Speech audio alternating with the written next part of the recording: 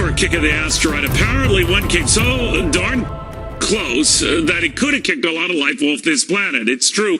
An asteroid from out of nowhere within the interstellar stone's throw of Earth. Closer to the moon, any closer, it could have easily whacked our Earth. Apparently, few saw it coming, though. One of those intergalactic surprises that has me wondering, if we miss this one, what else are we missing, or at least not being told about? What other threats are out there just waiting for us? The Planetary Society's Bruce Betts joins me now. Now, Bruce, I know this was roughly, in the end, the size of a bus. It would have had half the impact of the Hiroshima bomb in 1945. So that's a pretty big impact, and one we didn't see coming, or at least it wasn't well telegraphed. What happened?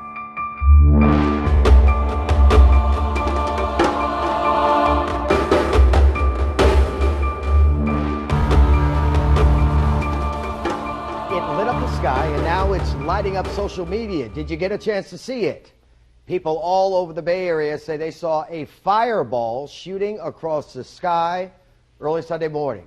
Over on Reddit, one person says it lit up their window that faces east, and they might have heard an explosion too. Another says that they saw it in Oldsmar, small with a long streak of blue or green.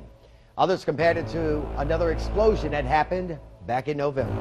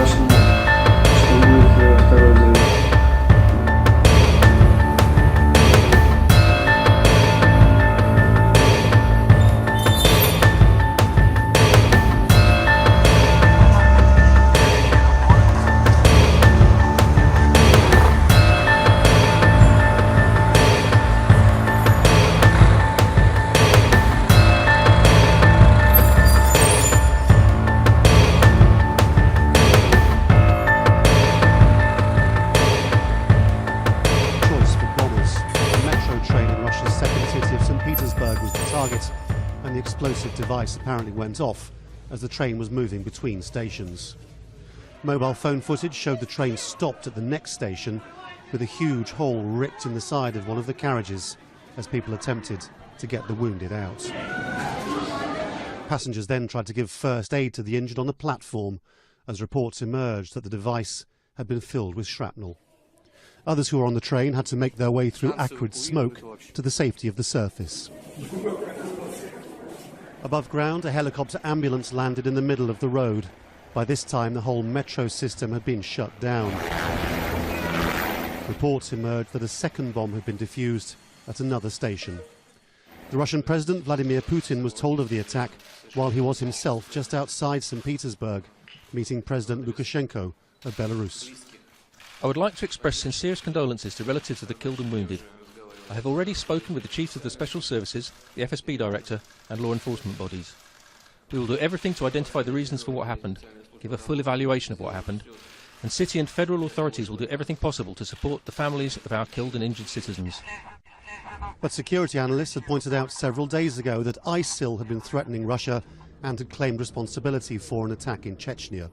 That would create a working assumption that this was in revenge for Russia's position on Iraq and Syria, its support for President Assad and its air campaign. For years, Russia's cities had faced bomb attacks from Chechens and other groups in the Caucasus, but gradually they were lessening. The question is whether this is the start of a new campaign against Russia. Lawrence Lee, HSM.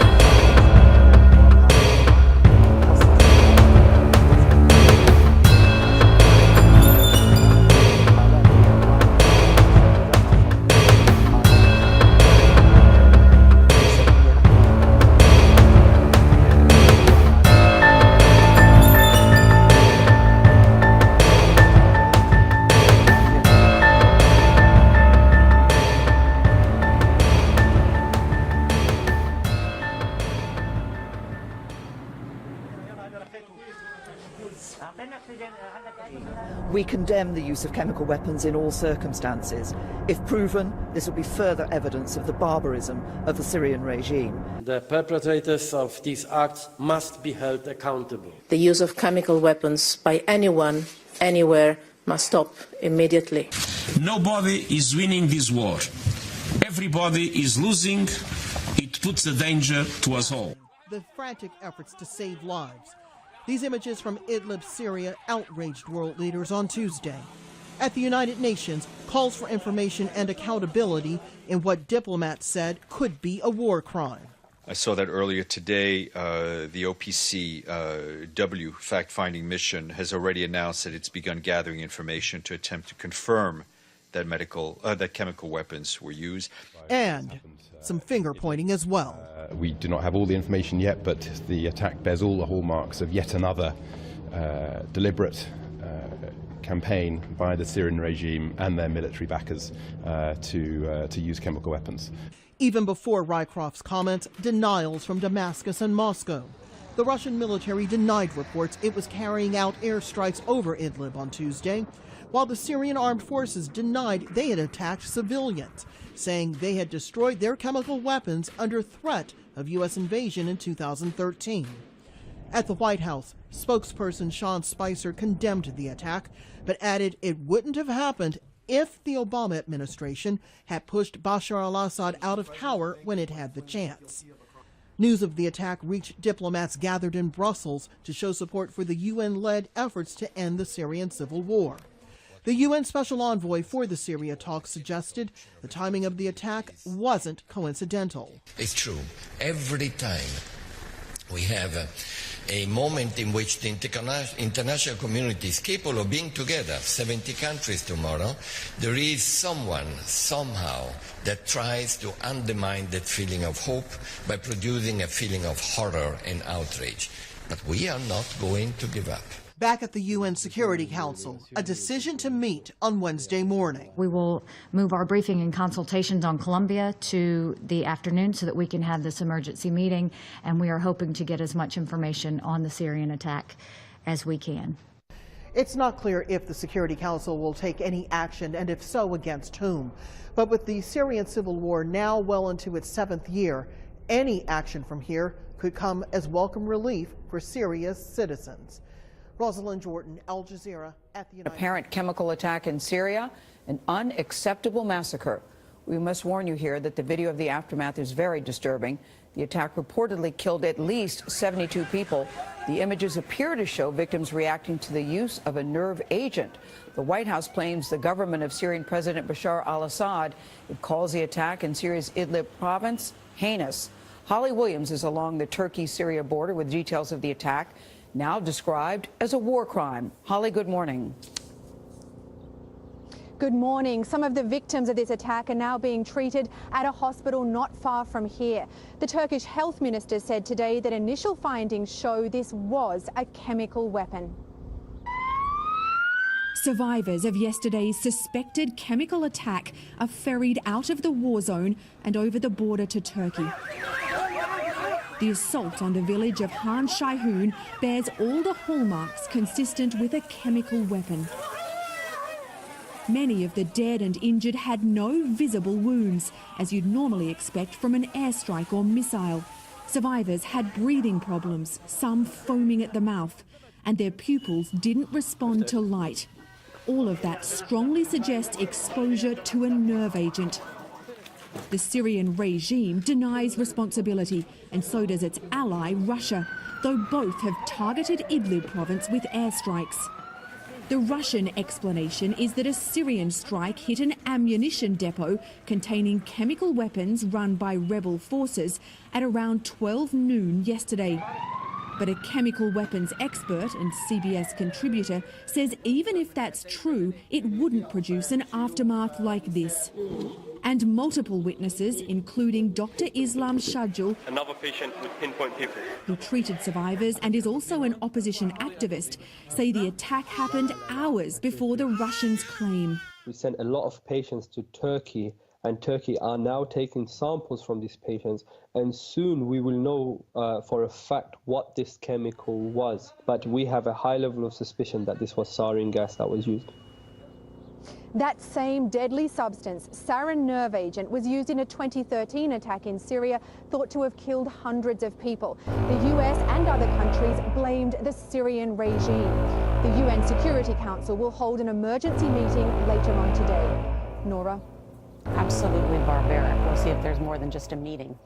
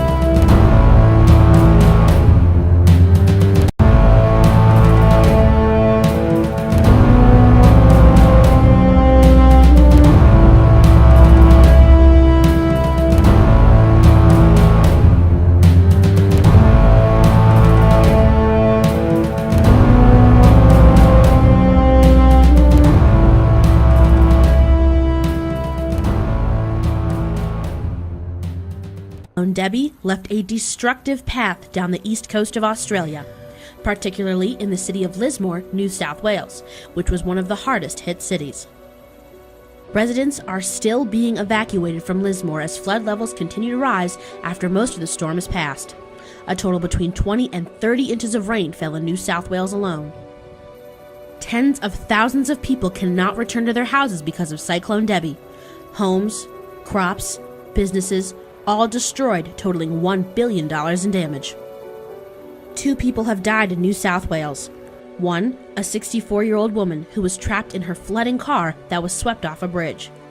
The other, a woman found in a flooded house. Over 100,000 homes are still without power throughout the country. Cyclone Debbie hit Australia hard, but the hardest part is just beginning.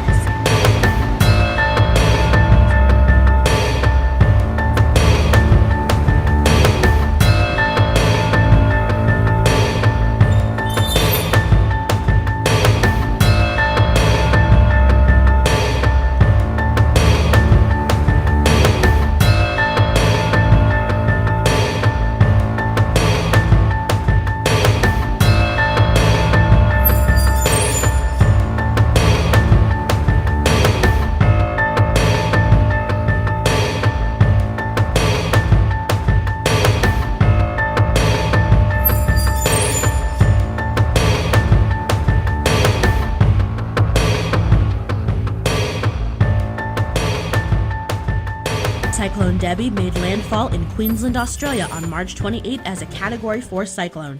That's equivalent to a Category 3 hurricane. Wind gusts were up to 163 miles per hour. This is the most powerful storm to hit Queensland since 2011. Look at how intense the wind was. It knocked out power for tens of thousands of residents. Over 10 inches of rain has fallen, which poses a threat for flooding. Winds were so powerful that the waves were splashing sea foam ashore. The layers were thick and very salty. This was only the 4th time waves this big were recorded in this part of Queensland. Trees had toppled down everywhere. Roofs blew right off of houses.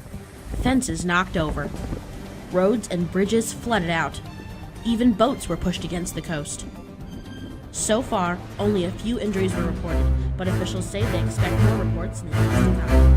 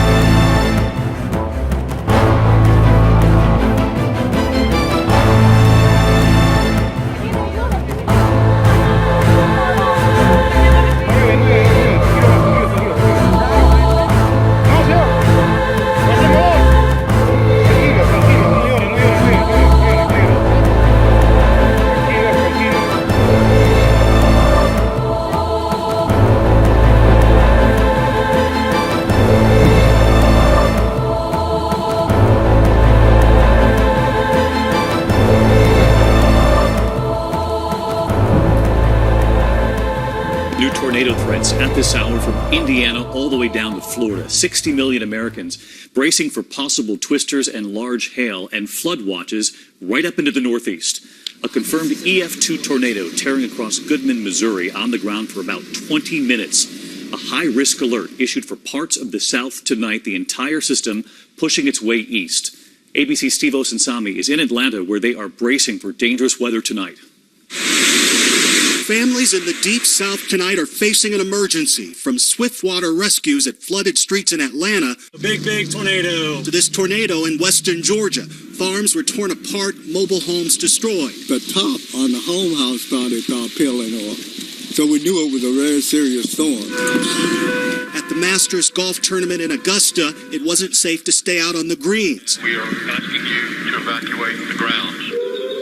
In neighborhoods across the region, tornado sirens are blaring. The flash floods are rising. It's going to be a long night for nearly 60 million Americans. You need to be careful. This is a very dangerous situation you're coming into. North of Atlanta, lightning struck several homes and set them on fire. The homeowner told me it sounded like a stick of dynamite going off. This family won't be able to stay here tonight. I've seen a lot of lightning strikes, but I've never seen them hit this close. This same storm hurled an EF2 tornado at the kind people of Goodman, Missouri. Winds as high as 120 miles an hour hit a fire station and tore apart the elementary school. Luckily, no one was seriously hurt.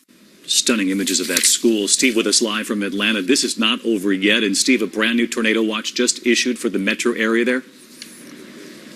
Yes, David, it just came in. A brand new tornado watch for the entire Atlanta metro area until 10 p.m. tonight. And talk about a story hitting close to home. This is my neighborhood. The street is blocked. Power crews are out here trying to clear the road that leads to my house and restore power to this entire neighborhood. David? Well, we're certainly glad you're okay. We're thinking about your neighbors tonight, Steve, and everyone really across the South. Rob with us now tracking this, and it's not just the South. This is moving eastward as we speak. Such a large, such a dynamic system, David. A huge area under the gun. Let's get right to it. There you go. Alabama, Georgia, the Carolinas, in a particularly dangerous situation in that spot there. That's a rare issuance, and the radar lit up more storms firing. But it goes into Kentucky, Tennessee, Ohio, Indiana, and it pushes off towards the east tomorrow into the mid-Atlantic. That's where the severe storms are going to be, the coastal mid-Atlantic. And the snow on the back side of this and big-time rain across the northeast where flood watches are posted. It looks to be a big mess through tomorrow as well. David, tracking it through tomorrow. Severe weather was rampant in much of the southern U.S. Torrential rain, hail, and flooding were also prevalent, with several tornadoes confirmed. In Breaux Bridge, Louisiana, a woman and her daughter died after their mobile home was flattened by a tornado. Cars in Lafayette trudged through deep floodwaters, and as you see in this video, some even stalled completely. The flooding was also accompanied by hail the size of peas. And in Shreveport, this tanker caught on fire, and lightning was believed to be the cause. As of right now, the storm wiped out power to tens of thousands of customers, and in some parts of the South, rain continues to fall relentlessly, with some areas of Texas seeing 1 to 3 inches per hour.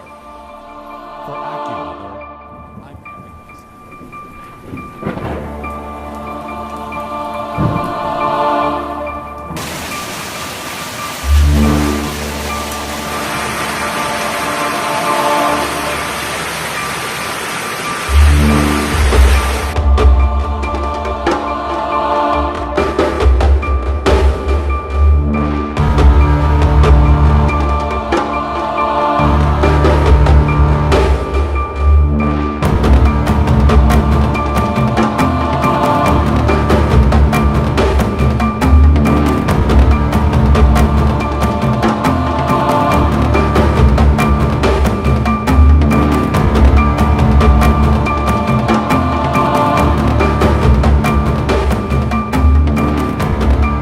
Relatively quiet in California. That's going to be changing over the next 24 hours. Look at this satellite picture in the Pacific. Yeah, you've already got one little band of moisture coming on in toward the Pacific Northwest, but this is the energy that's going to come to the east, and that's really going to provide some rain into California as we move forward here. Let me show you the futurecast here, and you can see what I'm talking about. As we go through tonight and in the Friday morning, here's the first bands of rain coming on through. Not only rain, we're going to get lots of snow in the central and northern Sierra and the Siskiyous. Now, initially, snow levels are going to be up above 7,000 feet. Here's the storm itself. So here's the first impulse. Watch what happens as another piece of energy comes on in the form of rain, thunderstorms, and more snow in the mountains in central and northern California as we head toward Friday afternoon, Friday night, and eventually